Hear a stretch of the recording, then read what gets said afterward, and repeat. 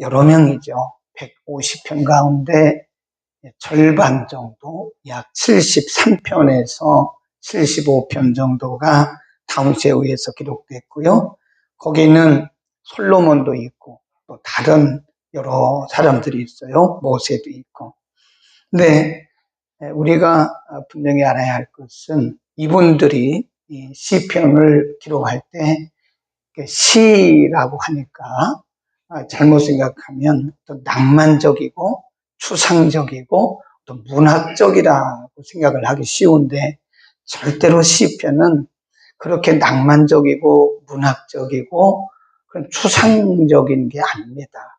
그냥 우리가 성경을 구분할 때 장르별로 나눠서 문학서, 시편 이렇게 말을 한 거지, 사실은 이분들이 시편을 기록할 때는요, 굉장한 고난, 개인적으로, 가정적으로, 국가적으로, 사회적으로 굉장한 고난과 환난과 핍박과 영적으로, 육적으로, 혼적으로 많은 어려운 가운데서 기록된 것이다.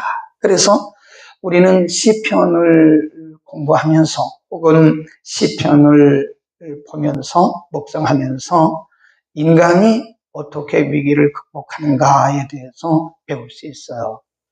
시편을 많이 공부하는 분들은요, 이 신앙의 어휘가 풍성해집니다. 네, 우리가 시인들이 쓰는 단어를 뭐라 그런다고 했어요? 시어. 시어, 그분이 쓰는 그 단어 하나에 깊은 의미가 함축되어 있거든요. 그러니까 시편은 우리가 그냥 막 넘어가면 안 돼요. 물론 다른 성경도 그렇지만 시편 같은 경우는 단어 하나하나를 깊이 묵상해야 돼요. 왜냐하면 그 속에 하나님이 넣어두신 하나님의 의도와 하나님의 감동이 있기 때문에 그렇습니다. 사실 오늘 우리가 1절부터 23절인데 이 내용을 가만히 보면요, 94편도 국가적인 위기 가운데 기록된 것이 맞습니다. 거기 보면 3절에 보면 여호와여, 악인이 언제까지 개가를 부르리까. 그러니까 지금 원수들에게 매우 긴 기간 동안 언제까지 두 번 반복한 것을 보면 지금 이 나라가, 백성들이 악인들에 의해서, 원수들에 의해서 긴 시간 동안 고통을 당하고 있는 것이다. 4절, 저희가 짓거리며 오만히 말을 하오며 죄악을 행하는 자가 다 자긍하나이다. 여호와여, 저희가 주의 백성을 파쇄하며 주의 기업을 곤곡해 하며 과부와 나그네를 죽이며 고아를 살해하며 말하기를 여호와가 보지 못하여 야곱의 하나님이 생각지 못하리라. 그러니까 하나님을 무시하는 거죠. 하나님을 멸시하는 거죠. 불의와 불법을 행하는 거죠. 과부 고아를 죽이고 살해하고 불의와 불법을 행하고 완전히 악인이 득세하는 그런 상황이에요. 그러니까 이럴 때 우리의 믿음이 흔들리기 쉽습니다. 우리 인과적으로 생각을 하면 선한 사람은 잘 돼야 돼요. 기도하는 사람, 말씀대로 사는 사람, 순종하는 사람은 번창해야 됩니다. 번성해야 돼요. 레바논의 백향목처럼 잘 돼요. 그게 우리의 인과적인 생각이거든요. 그리고 악인은 망해야 돼요. 거짓말하고 사기치고 이런 사람들은 잘 되는 일이 없어야 됩니다. 그런데 오늘 본문을 봐도 악인들은 더 잘 된다는, 하나님을 섬기지도 않죠. 이렇게 하나님 무시하죠. 불의와 불법을 행하죠. 하나님의 백성들을 짓밟죠. 그런데도 이들은 긴 시간 동안, 장기간, 언제까지란 말을 2번 쓴 거를 보면 굉장히 긴 시간 동안을 지금 고통을 당하고 있는 거예요. 인간의 생각과는 안 맞죠. 우리는 그때나 지금이나 동양이나 서양이나 할 것 없이 인간에게는 그런 인과적인 생각을 다 갖고 있어요. 우리의 사고 속에 있습니다. 우리 보세요. 열심히 주일 성수하고 11조 잘하고 열심히 봉사하는 사람들은 복을 받아야 돼요. 그리고 신앙생활도 잘 안 하고 새벽기도도 잘 안 하고 주일 성수도 안 하고 11조도 안 하는 사람들은 안 돼야 돼요.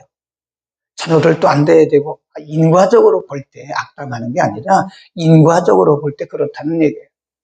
그런데 오히려 주일 성수 안 하고 11조 안 하고 이런 사람들이 자녀들이 다 잘 돼요. 그러니까 생각에 괜찮네. 하나님 안 계신가 봐. 하나님 계시기는 계셔도 그렇게 정확하게 보시는 건 아닌가 봐. 이렇게 생각할 수도 있다는 거예요. 불신자들은 7절에 보면 오죽해 하나님이 없다고 말하냐고요. 우리가 이렇게 불의와 불법을 행해도 바보를 죽이고 고아를 살해해도 하나님은 안 계신가 봐. 이렇게 말한다는 거예요. 이때 사람의 중심이 흔들립니다. 왜냐하면 우리 속에 전통적으로 어렸을 때부터 가지고 있는 인과적인 시스템이 우리 속에 들어있어요. 흔들립니다. 기도해도 별거 아니네. 우리가 말씀대로 살아도 별거 아니네. 하나님의 뜻을 구해도 별거 아니네. 내 뜻대로 살아도 되는 거네. 이런 생각을 한다는 거예요. 그리고 신앙이 흔들린다는 거예요. 그러나 위기 앞에서 우리가 어떤 자세를 가져야 되느냐, 이렇게 우리에게 보여줍니다. 1절 시편의 기자를 통해서 교과서적으로 알려주는 거예요. 1절 시작. 여호와여 보수하시는 하나님이여, 보수하시는 하나님이여 빛을 비추소서. 이 보수란 말은요, 보응, 그런 뜻입니다. 보응하시는 하나님, 복수하시는 하나님, 다르게 말하면 인과적으로 말하면 악인을 벌하시는 하나님이요 라고 지금 시편의 기자는 하나님께 기도하는 거예요. 이런 부분을 잘 보셔야 돼요. 그러니까 우리의 시선이 어디로 갈 것인가. 이렇게 의인이 악인처럼 살고 악인이 득세하는 그런 상황 속에서 잘못하면 우리가 내 생각으로 내 어떤 결론을 가지고 우리가 불평하고 불만하고 분노하기 쉬워요. 이때 우리의 중심이 흔들려 분노합니다, 대부분. 그런데 시편의 기자를 통해서 우리에게 가르쳐 주신 방법이 뭐냐? 시선을 하나님께로 돌리라는 거예요. 아멘. 그때 잘못하면 우리의 중심이 흔들립니다. 그동안까지 쌓아왔던 우리의 모든 인격이라든지 신앙이라든지 이런 것들이 막 무너지는 소리가 나요. 쿵쿵쿵쿵 무너집니다. 잘못하면 우리의 신앙적인 모습이 깨어질 수도 있어요. 근데 시선 어디에 고정할 것이냐. 시편의 기자를 통해서 우리에게 가르쳐주는 신앙 원리가 뭐냐. 아무리 복잡하고 혼돈하고 뒤죽박죽 되는 것 같아도 우리가 정죄하지 말라는 거예요. 내가 결론 내지 말라는 거예요. 내가 판단하지 말라는 거예요. 단지 어떻게 해야 돼요? 하나님께 시선을 두고 그분이 누군가를 알으라는 거예요. 거기 보세요. 2절 시작. 세계를 판단하시는 주여, 일어나사 교만한 자에게 상당한 형벌을 주소서. 지금 시편의 기자가 분노하거나 본인이 가서 막 그러지 않잖아요. 하나님 앞에 맡기면서 하나님이 누구신가에 대해서 고백하는 거예요. 하나님이 통치자다. 그 말은 악인이 득세하든 의인이 핍박을 당하든 이것을 통치하시는 분은, 결론 내리시는 분은 누구래요? 하나님이다. 아멘. 이거를 우리가 분명히 배워야 되고요. 그때 우리가 정신 차리고 하나님께 시선을 둬야 돼요. 잘못하면 인간적으로 분노합니다. 분노해요. 그 다음에 또 보세요. 3절 시작. 여호와여 악인이 언제까지 개가를 부르리까. 원망하는 게 아니고 하나님 앞에 기도하는 거예요. 지금 기도. 근데 중요한 것은 우리가 이렇게 하나님 앞에 기도하면서도요, 우리 속에 의심, 불안, 초조, 불평, 불만, 이런 마음을 가지고 기도하는 것과 이렇게 하나님께 기도했으니까 하나님이 통치자이고 하나님의 재판장인 것을 믿고 고백했으니까 하나님이 어떻게 행할 것을 기다리는 마음과는 달라요. 우리가 하나님 앞에 어떤 위기 가운데서 기도를 해도 울분에 차서 하는 그런 기도, 그리고 분노에 차서 하는 기도, 불평과 불만을 품고 하는 그 기도와 하나님이 어떤 분이신가를 믿고 믿음으로 하는 기도는 다르다 이거예요. 그러니까 우리 자신을 우리가 알죠. 그러니까 되게 보면 믿음이 아주 좋은 분 같은데도 어떤 위기에 딱 직면하잖아요. 그럼 막 흔들리더라. 인간이니까 흔들리죠. 그런데 소리가 커요. 흔들리는 소리가, 부딪히는 소리가, 무너지는 소리가 굉장히 커요. 그러면서 마음속에 뭔 마음을 갖냐면, 하나님, 제가 지금까지 주일 성수 안 했어요? 하나님, 제가 지금까지 11조 안 했어요? 하나님, 제가 지금까지 새벽기도 안 했어요? 나만큼 열심히 있는 사람이 어디 있다고 하나님 저한테 이러시는 거예요?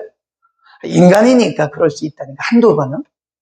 그런데 만일 그런 마음을 가지고 하나님께 나가도 하나님은 아시기는 아시죠. 내가 오죽하면 그런 마음을 가졌겠니? 라고 하나님이 말씀은 하시겠지만 너 철 좀 들어라. 하나님 그렇게 말씀하지 않겠어요? 너 지금까지 내가 너를 인도했고 내 은혜 가운데 너 살았잖아. 그럼 너 그렇게 말하는 건 너 너무 지나친 거 아니야? 너 철 좀 들어야 되지 않겠어? 이렇게 말씀하시지 않겠냐? 그런 얘기입니다. 하나님이 누구시냐라는 것을 알고 기도해야 된다. 1절에 보면 하나님을 보수하시는 하나님, 그 말은 다르게 말하면 재판하시는 하나님, 그런데 재판하시는 하나님. 10절 시작. 열방을 징벌하시는 자고 지식으로 사람을 교훈하시는 자가, 그래. 여기 보면 알고 계시는, 모든 것을 알고 계시는 하나님. 14절 시작. 여호와께서는 그 백성을 버리지 아니하시며 그 기업을 떠나지 아니하시리로다. 이거는 지금 시편 기자의 고백이라니까, 신앙 고백이라니까. 시편 기자가 그런 상황 속에서도 왜 흔들림 없이 믿음의 중심을 지키며 시선을 하나님께 둘 수 있었나? 바로 이런 믿음이에요. 이런.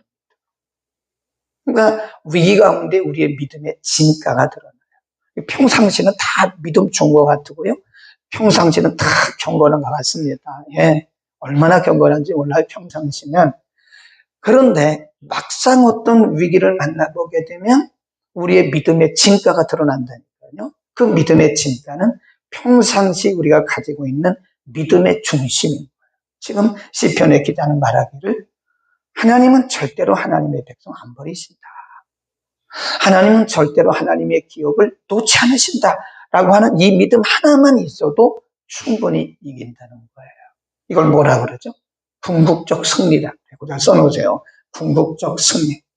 하나님이 하나님의 은혜로 하나님의 계획 가운데 하나님의 백성 삼으신 우리들을 환경이 어렵다고 우리를 버리시면 안 돼요. 우리가 실수한다고 해서 우리를 버리시지 않습니다. 우리는 14절 요 한 절만 제대로 우리가 믿음으로 가지고 있어도요, 약간의 미동은 있을 수 있으나 우리가 절망하고 믿음을 떠나지는 않습니다. 그러니까 우리는 항상 우리의 믿음의 무게중심을 잘 살펴요. 정말 내 안에 믿음이 있는가? 정말 나는 하나님에 대해서 어떻게 할 수 있는가? 우리 어제 이 커뮤니케이션에 대해서 공부했잖아요. 인간관계가 깨어지고 오해와 불평과 그리고 갈등이 있는 것은 커뮤니케이션이 안 돼서 그래요. 그렇죠? 우리가 서로 커뮤니케이션이 되면 그 사람이 누군가를 알아요. 그래서 무슨 말을 해도 오해하지 않습니다. 근데 그 사람이 누군가를 모를 때는 아 하면 오로 받고 이게 오해와 갈등이 생기는 거예요. 부부간에 왜 싸우나요? 물론 부부간에 싸울 수 있죠. 근데 부부간에 다투고 싸우고 이거 다툼이 오래 가는 것은요, 서로 소통이 안 돼서 그래요. 대화가 없는 거예요. 대화가. 제가 그래서 뭐라 그랬어요? TV만 보지 말고 성경만 보지 말고 TV만 보는 것도 문제가 있고 성경만 보는 것도 문제가 있어요. 우리가 보면 이 교실 안에서 우등생이 사회로 나가면 열등생입니다. 왜 그럴까요? 공부만 하니까 의사소통이 안 되는 거예요. 그래서 우리 학급에서도 보면요, 공부를 잘했던 아이들은 이 사회에 나오면 사회성이 떨어져요. 왜 그럴까요? 의사소통이 없는 거예요. 하나님과의 관계도 마찬가지예요. 하나님과의 관계도 우리가 소통이 돼요. 하나님이 누군가를 알고 하나님과 의사소통에 대해서 하나님이 누군가를 모르고 우리가 일방적인 믿음으로 나가면 이론 때 무너지는 거예요. 이론 때 무너지는. 하나님이 어떤 분이신가를 제대로 모르고 그냥 내 안에 어떤 믿음이 중심을 잡고 있는지도 모르고 그냥 가만히. 그러니까 열심히 있다고 믿음이 있는 건 아니라고 제가 늘 얘기하잖아요. 그 사람의 믿음의 무게 중심이 어디 있느냐 이거예요. 응? 예를 들어서 어떤 사람이 애국을 해요. 애국한다고 막 말해요.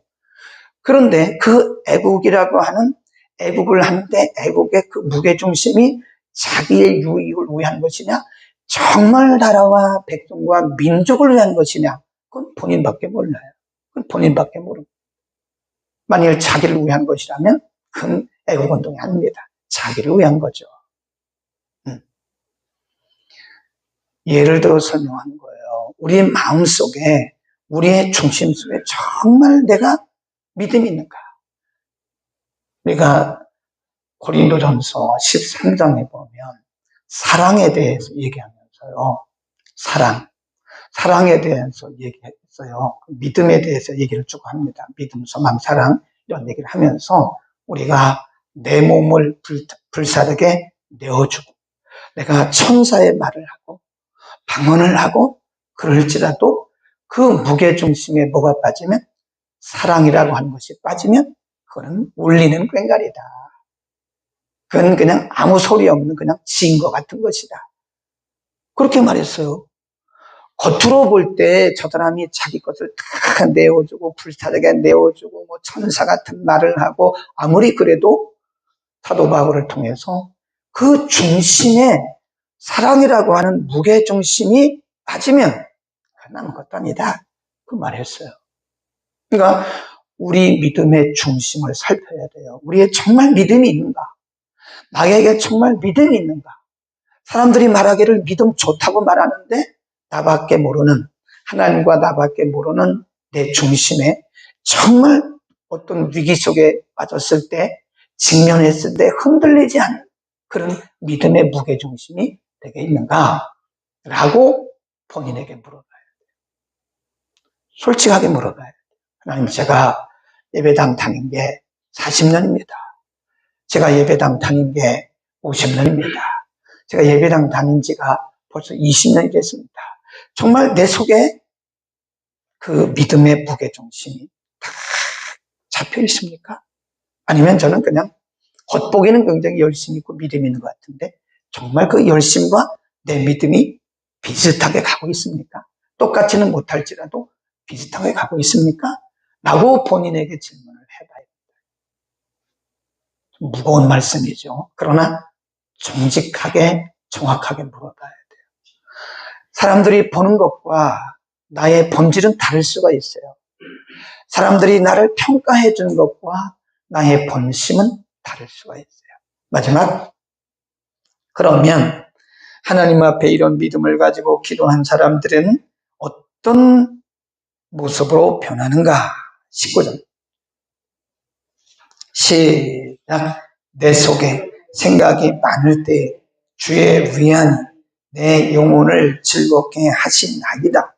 22 시작. 여호와는 나의 산성이시요 나의 하나님은 나의 바위시다. 피할 바위시다. 이게 뭐냐면 거기 보면 안위라는 표현을 써요. 안위, 위안. 19절에 보면 내 속에 생각이 많을 때 주의 위안이란 말은요, 확신입니다. 주님의 그 큰 확신, 위로, 그래요. 위로, 평안, 그런 뜻입니다. 그러니까 여기서 우리에게 뭘 가르쳐 주냐면 이 시편의 기자는 물론 사람들마다 약간씩 차이는 있을 수 있어요. 그런데 이 시편의 기자를 통해서 하나님 우리에게 샘플을 보여주십니다.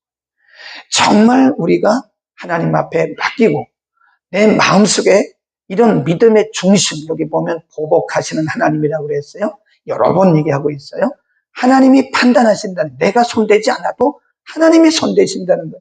내가 분노하지 않아도 하나님이 하신다는 거예요. 하나님이 하실 거야 라고 하는 하나님의 재판장 되시는 의로우신 하나님의 판단에 대한 믿음의 확신이 있으면 우리에게 바로 뭐가 오냐? 평안이 옵니다. 평안. 내가 분노하지 않아요. 인간이기 때문에 화도 나죠. 인간이기 때문에 분노도 할 수 있어요. 그러나 그것이 곧 뭘로 바뀌어요? 평안으로 바뀌어요. 평안. 어차피 뭐 하나님이 하실 건데 뭐 어차피 하나님이 지금 다 보고 계시고 다 들으셨는데 뭐 하나님이 하실 거야. 아멘. 그러니까 하나님이 아니고 그러지 말라고. 하나님은 정확한 판단자이십니다. 기도하겠습니다.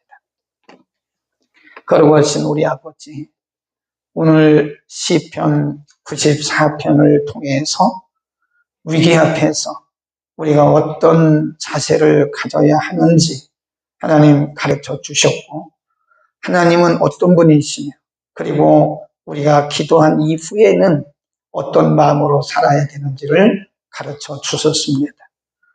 하나님은 분명한 재판장이시고 공의로우신 의로운 판단자라고 말씀했습니다. 우리의 상황에 대해서 때로는 원망도 불평도, 때로는 사람과의 관계에서 분노도 할 수 있으나 하나님 이제부터는 우리가 하나하나씩 하나님 앞에 믿음으로 내려놓게 하시고 우리의 산성이시고 반석 되시는 하나님을 바라보며 의로우신 재판장이신 우리 하나님을 바라보며 믿음으로 우리의 중심을 지켜가도록 우리 모두에게 은혜를 더하여 주옵소서. 우리의 생각과 우리의 사고로 우리가 결론 내리지 말게 하시고 일하시고 간섭하시고 개입하시는 하나님 앞에 모든 것을 다 내려놓고 맡기는 믿음도 우리에게 허락하여 주옵소서. 예수 우리